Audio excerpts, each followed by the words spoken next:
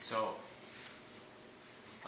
yeah, I'll tell you guys a little bit about how we got to the point where the skis were when we went them up last night. So, usually sometime in April, May, well, before May, usually March, April, I start kind of probing around local loggers, trying to find somebody that's got some birch and who will return my phone call. And which is harder than it sounds. And so these finally got a hold of it. It took me a while. It was actually really hard to find some birch last year. I found a guy who was just cutting on some private property about 4 miles east of town here. And so that's where all these trees came from. And basically went out there and he had a bunch of logs on the ground and just kind of perusing through everything he had and kind of putting a mark on the ones I wanted to buy. And the things that I look for in if I want to buy the log from them are the straightness, for one, and the amount of heartwood. Those are kind of the two, and knots. But generally, a big birch that's straight doesn't have a whole lot of nuts if it was grown in a forest rather than in a yard or something. And the heartwood, you don't want the heartwood because the heartwood is it's weaker wood. It doesn't bend very good. So you kind of, the ideal log has a tiny little heartwood on it. And straightness is really key. I used to kind of just look at the log and be like, it's straight enough, and I'd buy it. But then when you get to the point where you actually have the board in front of you and you're trying to lay the ski out,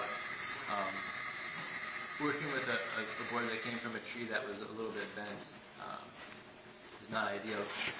One, for the grain kind of wanders around the board, and plus for bending, you see wood like this where there's a grain changing quickly here, going from ring to ring to ring to ring, quick grain change, and this is probably, I don't know if that's the butt or not. But generally, if they cut some of this bell into the tree, you'll have a lot of that down there. That quick grain change because of the way the tree goes out.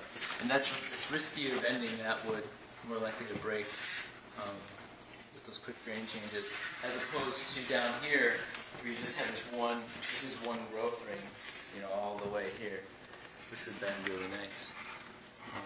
So nice, and this is a really nice tree, nice and straight.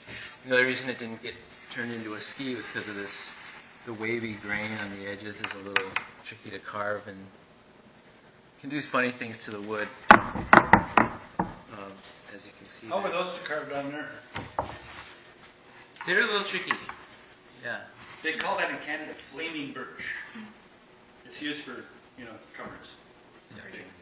Yeah, it's nice looking. There are many species of birch, aren't there? Or There's a few.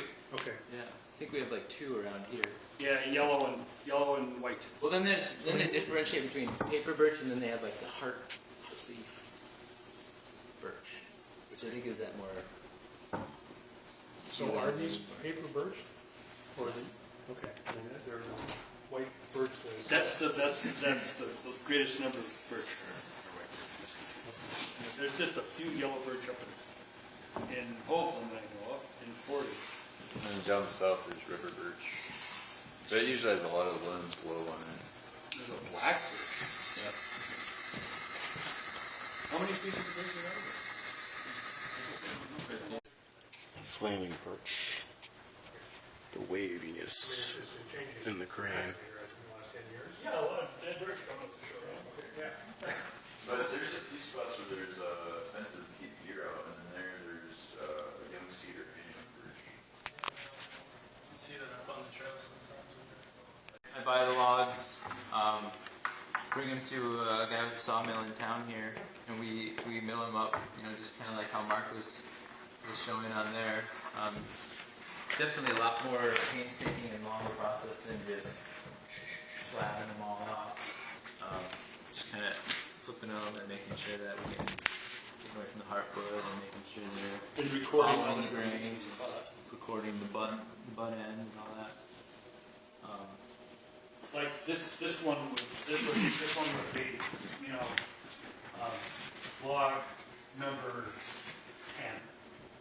And then this would be east 1, east 2. So you'd make note of that in the butt so you knew. If you know. What's that? If you know.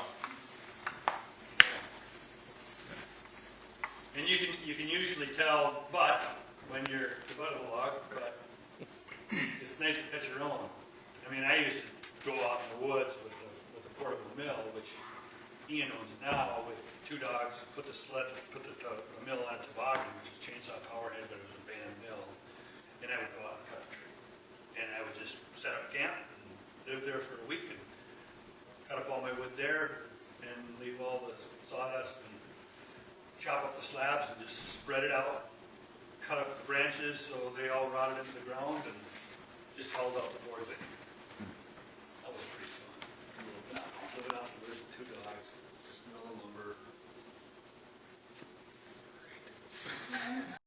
And so they were sitting from May until December at my place under a tarp, stickered up. And then I bring them all down here into the shop, and after talking with all you guys, and sort through them, you know, figuring out, usually with people who want wider skis, I'm looking for boards that came from bigger trees, so they have that flat grain to them. Skinnier skis, looking for skinny boards. And then for laying out the ski on the board, generally try to keep the ski right in the middle of the grain, so generally you get 1 ski per board, rather than just cutting this into 2. And that'll help keep the ski straight and not twisting with a different grain. You want the flattest grain possible. And then you have to figure out whether or not you could get a particular length out of it. Right. Yeah. Too. Yep. You know, do you have bendable wood? You know, where you need bendable wood, stuff like that. And to mark it, I just put a little dash line right in the center. You know, you see the grain pointing. That's the very center of the board. And so I put mark there right in the center, and then down here, kind of right in the middle of that. And then if I want a 3-inch ski, I measure away from that 1.5 inches on either side. Same down here, and then using a straight edge, describe the line both ways. Get my ski traced on there. So it could be that your board comes at an angle in order to catch that grain orientation. And you're not worried about this one? Oh yeah, yeah. That's not good. This won't be a ski. Oh, okay. It's Demo board. Yeah. So there's no way to correct that when you... Oh yeah, you could. And we did some of it last night with wedges. Yeah.